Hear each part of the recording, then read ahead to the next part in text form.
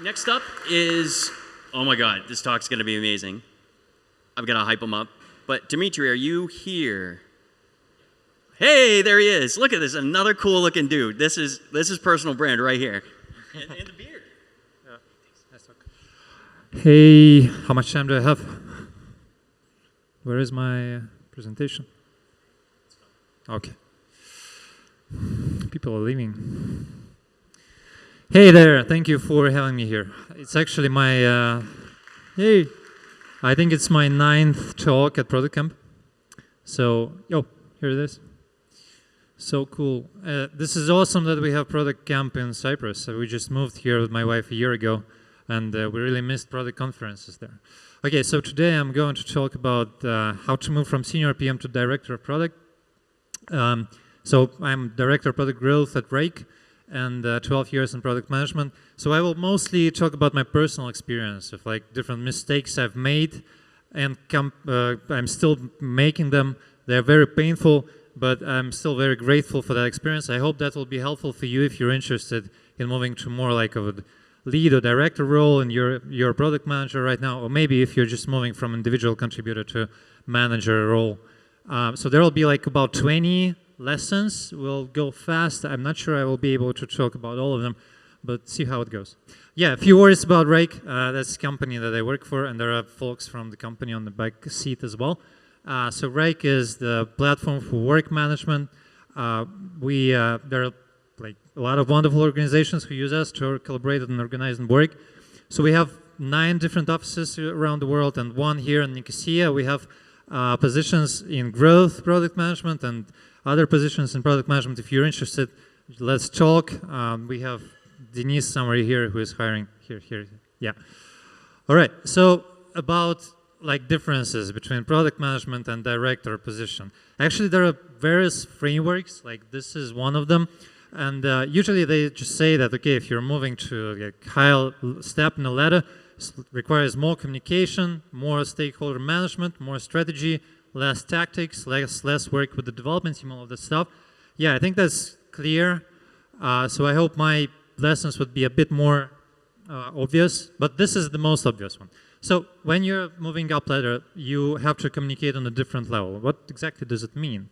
So this is a situation before. It's like you're interacting with your team, you're interacting with your manager, you have a lot of shared context, you have a lot of time to interact, right? So it's easy for you to communicate. Like you basically are an expert in your field, and you have a lot of time to share it. And you interact with stakeholders, but usually quite rarely, and you have enough time to get prepared for those interactions so they're productive.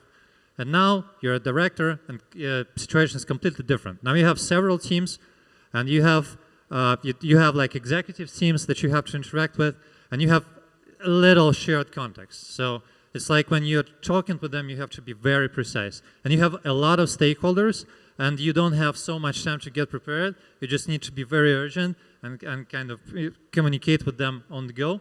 And there are various common mistakes that you can make. Oh, by the way, this is the old version of presentation, but anyways. So the first mistake that I made maybe too often is to share too many details with all of these folks when they just don't understand it. Like your rule of thumb should be you should help them make a decision, right? And give exactly information that is required for them to make a decision. And the second is, well, to share too many direct decisions with your teams, and you're not in a position where you can share direct decisions. Now you have to share principles and frameworks that they can apply in their context to make the right decision, right? There was also a third principle, so not to understand the map of stakeholders. There are actually various frameworks that you can use to kind of map your different stakeholders and importance of those stakeholders for your work, and then just look at your calendar and understand whether you're spending your time on right people or not. So this is super important. Okay, what? All right. So another painful mistake, so at least in my personal experience, is moving from so-called individual superstar mindset to strategic collaboration mindset. What does it mean? So I'm the senior PM, right? So most probably I'm a clever person. So I worked hard to get there, right? I know how to do things. I kind of see a lot of problems around myself. I think I can solve them if I would just work on them, right? I can see a lot of decisions made by other people. I might not be very kind of agree with them. And also, I think that there are a lot of people who are making decisions that impact my work. I don't like it, right? So this is very easy to get in the situation where we just blame others because of like problems that you see around. And that would be a very wrong position, to blame stakeholders, decision makers, maybe even your team. So a different position would be to take responsibility for all the problems that you see around and actually improve your communication so you can help stakeholders make right decisions, right? Be more proactive so that you can, again, help them with the right timing and take responsibility for the problems you take. So this is a very kind of hard lesson learned, and it requires a change in mindset. Another interesting problem is now you're responsible for your own motivation and the motivation of all the people around you. And again, the situation before, your manager was responsible for your motivation, right? And now you're going to work with the executives. They don't give a damn about your motivation. They just need the best people there in the company to do their work, right? The business, there are a lot of problems with the business. We need to grow. Like, okay, now you need to do your work in the best way, and if you're not doing that, then probably you're the wrong person. And there will be a lot of ups and downs, again and again, and it requires a decent skill to kind of learn how to manage your own emotions and keep motivation, keep like going. And at the same time, all the people around you now will start blaming you, just like you kind of blamed your manager before that. Now you're owning their motivations as well. It's so simple to become cynical and feel down in that situation. And again, it requires a skill to be optimistic and just to remember that there is an opportunity in every problem, right? So it's very important to be energetic and positive when you're working with the team. Because if you will feel down, then everyone else will just take that and copy your behavior. So people will pick your mood. And if you want a team to perform, you actually need to be energetic. And don't forget to celebrate. Like, it's important not only for your team, but for you as well to kind of continue, have fuel to continue. All right. So another interesting problem or like lesson learned is, well, now you have to learn where to very quickly get into the context and make correct decisions. So, and again, before that, just a minute. Before that, you were back. Okay. So before that, you had plenty of time to get into context. Most probably you were like an expert in the field, right? You worked on a very framed scope, and now you have a lot of those scopes under your responsibility, and you have all the other scope that interact with that. Like there is marketing, there is sales, there's like business and all that stuff. So much, and it's so hard to manage all of that. And now you just don't have time, and you need to be very urgent, and you need to make decisions quickly. Because if you want to do that, it's so easy to get buried under those unresolved problems. So, and if you get there and you like have hundreds of unresolved problems, it's like very stressful. So there are several principles that kind of you can use there. First of all, analysis paralysis is bad. It's when you can't make decision, right? Because like for some reason, there are several principles that you can apply. For example, always keep the ultimate goal in mind and like ask yourself whether this thing that you're currently deciding on, will it help move to the goal or it will move you to some other place, right?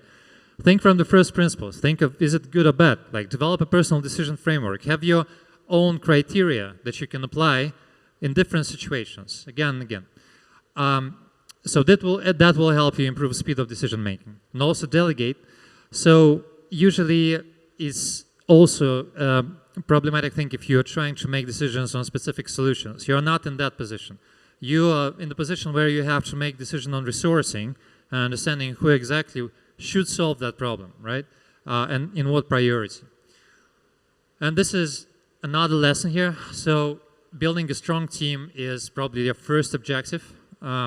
Right, when you become a director. And there are multiple interesting principles related to that as well. So the problems that you have to deal with are basically the problems that no one else in your team could solve before you. So that's why you're dealing with them. Like they get up to your level.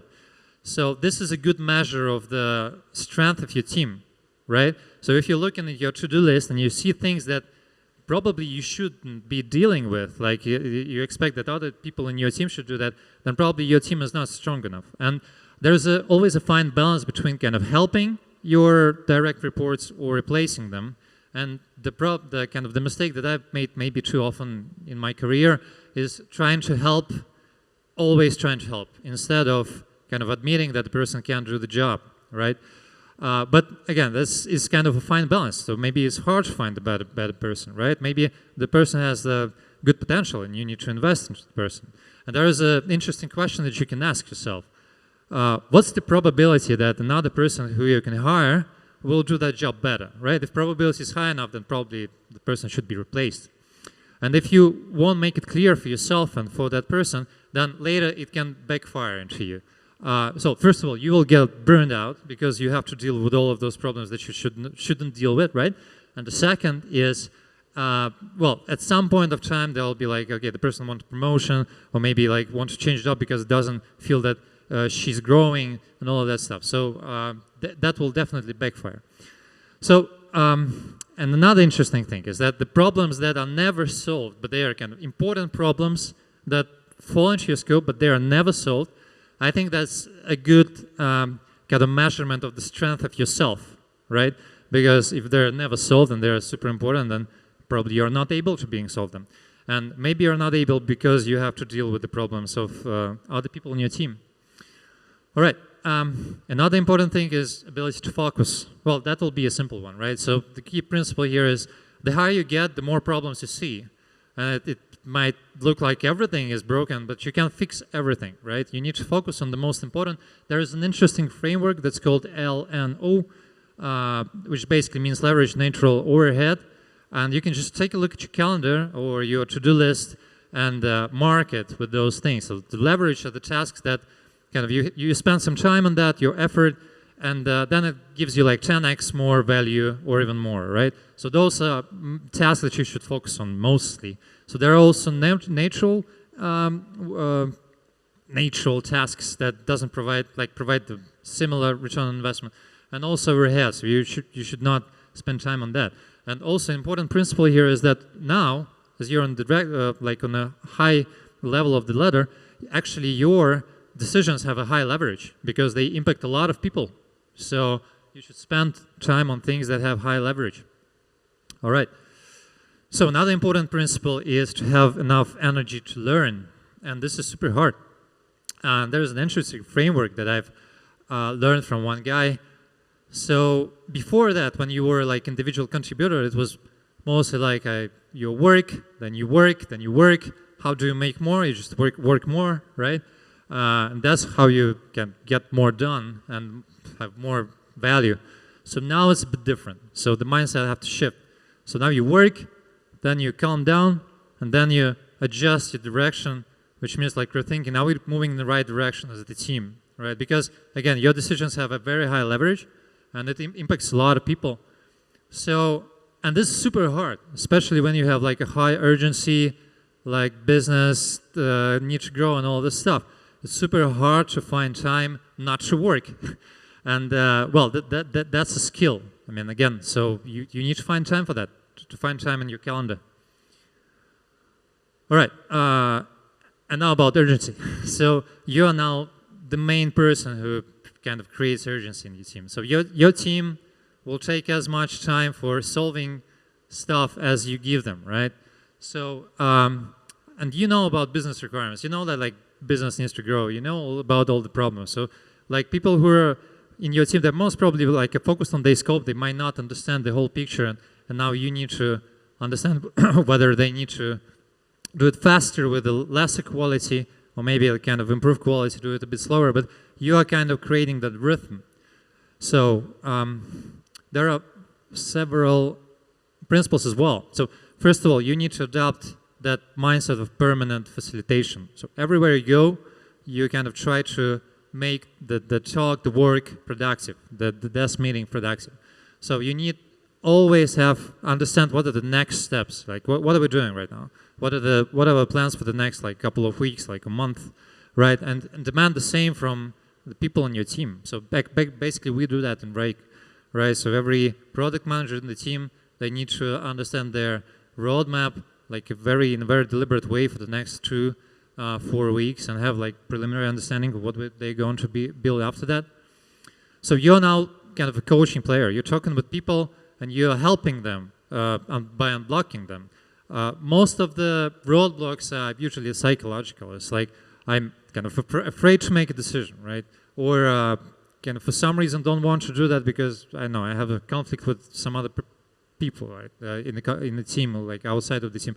So now you can help people to unblock themselves by talking with them, understanding what blocks them, and kind of helping them make that decision, like allowing them to do that if they don't allow them themselves.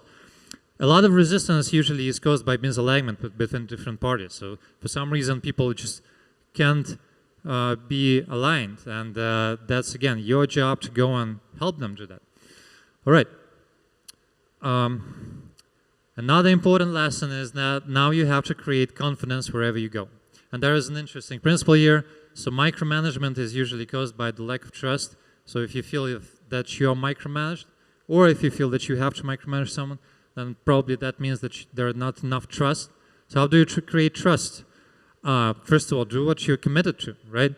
Second, create correct expectations, right? How do you create confidence? Learn to share excitement wherever you go about the things that you built and about the things that kind of you did, right? So show the results and all this stuff. All right. This thing doesn't work. Yep. How much time do I have? Okay. So another lesson is now you have to think on a larger scale, right? Probably obvious one. So as I mentioned, your decision has a much bigger leverage. Sorry. And there are several principles here as well. So your decisions not only impact your team, it impacts other teams as well. And to have good relations with your stakeholders and kind of understanding how to impact business in a better way, you need to understand how your decisions impact other functions. For example, like if you're a product, that might be marketing, sales, and all those guys. So you need to understand the longer-term implication of your decisions, probably years ahead. So the cost of your incorrect decision might have like high implications. So now you have to deal with that. So you have to understand how different things work in the system and think about the like depth of that, like what's the second level consequence, third level consequence. So again, this is an important skill. You are now responsible for adjusting operations and building the system, how it functions.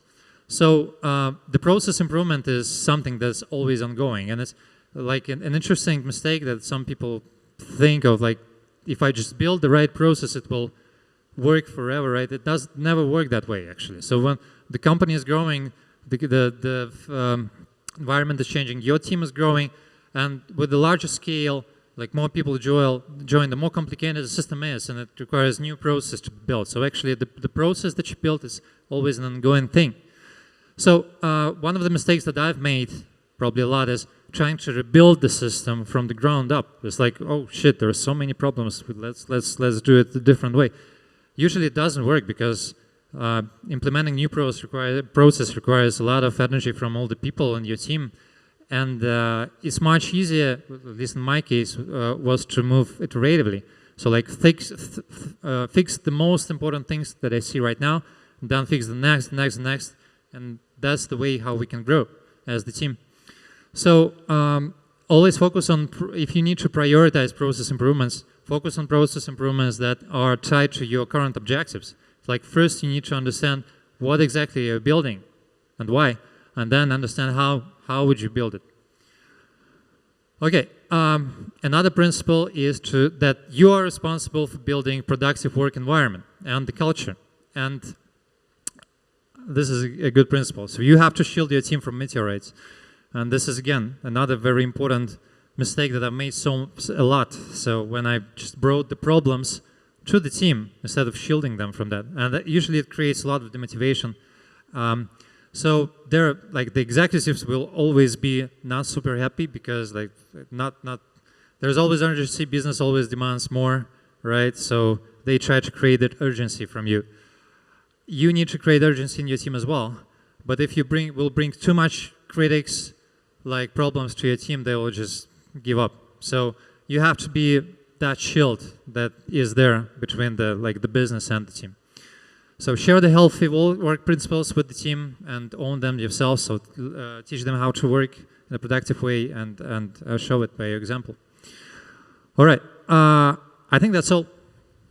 I'm on time. That's super cool. There's just a few high-level principles. If you're actually interested in growing to manager, like being director and above, I haven't seen any case when it just happened on its own. So usually it requires from you a specific behavior, which is actually starting to take responsibility on the next level, right?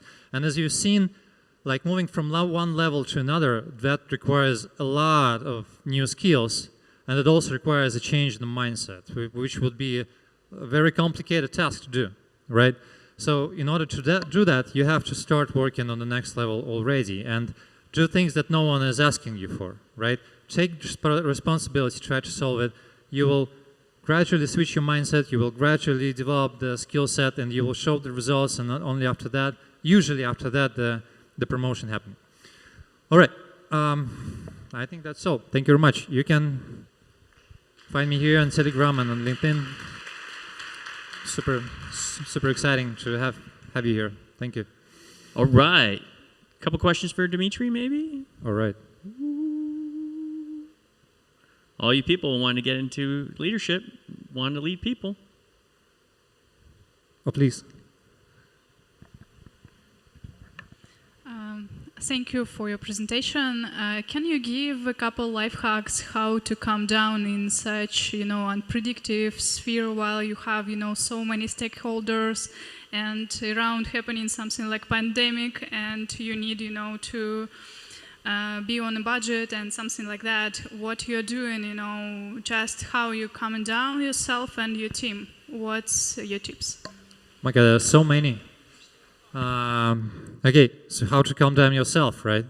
I think probably the first principle is just focus on doing the good work, right? There is a principle, focus on the ball from the tennis mind game. I think that there is a book. So you can kind of think about all the problems around, but you can just focus on the most important problem to solve right now and think of how you can do it the best way. So that's probably the principle number one. The second principle is more of the psychological thing, is just think about what exactly creates those negative emotions for yourself, because usually there are different triggers for different people. We're all different, right? And kind of list them down and think, okay, when I get into that specific situation, I get nervous, right? And that I get nervous as well. How do I, first of all, limit those situations in my life? And the second, if it's not so easy, then there are good psychological methods. For example, the shadow work that I can recommend enough. So I use that a lot in my life. I think it's super cool, super good thing. So you can read about it. It's shadow work. Just Google it. How to calm down the team. I think one of the, and especially yesterday I had a discussion on the topic with a group of folks. So especially in remote environment, it's kind of hard to create that comfort and confidence, right? So because people don't interact personally so much, it's much easier to get into misunderstanding. It's much easier to get in the situation where you kind of, for some reason, blame others and all this stuff. So I learned that it really helps to sometimes have that reflection sessions with the team and just share your own emotions and kind of your kind of things that create friction for yourself, like your doubts. Just share what's important for you, right? And then ask them to do the same. So that brings you closer, and that helps to calm down and then focus on work. So I hope that works. But there are many others, I think.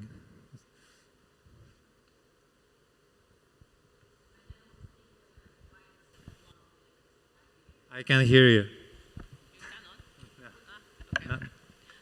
Thanks, Dima. It was very interesting. I agree with many learnings that I also had to do on my own when I grew in higher position. I think one of the big changes also happening when you become a director or head of or something like this is that I get more people management responsibilities. And I think you touched on some points around this, but I'm curious if you reflect specifically on this part, so managing people, being responsible for their performance, maybe what are top 3 learnings or ideas that helped you be better in this? I'm thinking about top 3. Okay. Well, the top from my mind is what I have here. So understand the level of the person. Like be very honest about it, right? For that person, for yourself. So, and at the same time, understand what are your expectations from the position that person takes, and be very open about it. I think that's the first principle. The second is understand motivation of the person. Like what are the why the person is doing that job, right? So because there are, we have a culture of hard working actually, and I always kind of think, why do people in Wrike are so energetic? Like, and there are different reasons for each of them, right? But if it's broken, then it's very visible, right? And again, there will be a specific reason for each of the bad cases when the person for some reason loses all of the energy, right?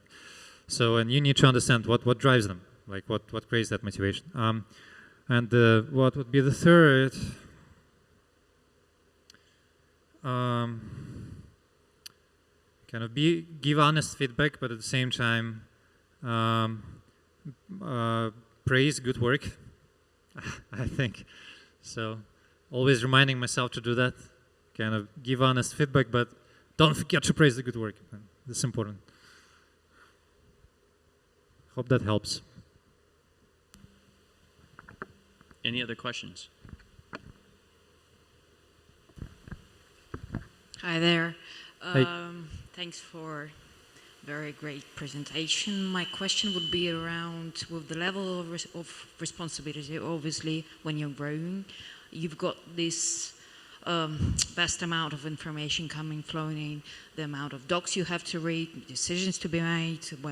How do you filter that? Like, Can you please speak? I can hear. You can't hear me, right? Can you hear me now? Yeah, not bad. Thanks. Okay, my question is quite simple. You've got a lot of info flowing in. How do you filter that? Like, some people, they just tend to answer any email, any Slack message, anything that's coming from to their side. And some people, they just reply to the messages when they're attacked. So what's your tactic in there?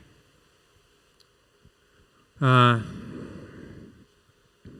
I think there is always, I guess everyone has their own personal time management system, something like that. Like mine is I heavily rely on calendar and on my to-do list, right? I have specific slots for just cleaning up the inbox. That includes messages in Slack, in Wrike, and maybe some small tasks and all that stuff.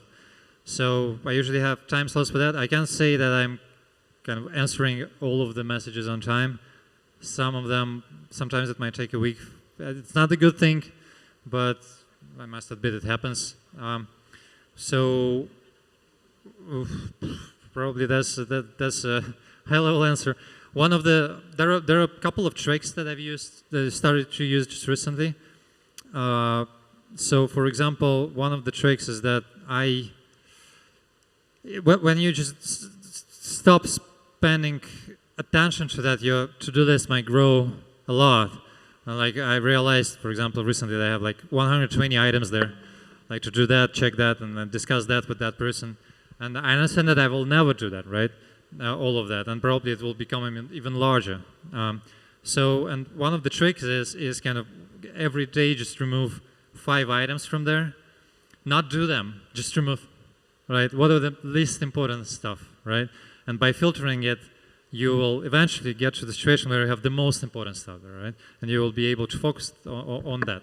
But also every day I have a very specific set of things that I want to accomplish. There are probably 2, 3 most important tasks that I just remember about them. They're always there.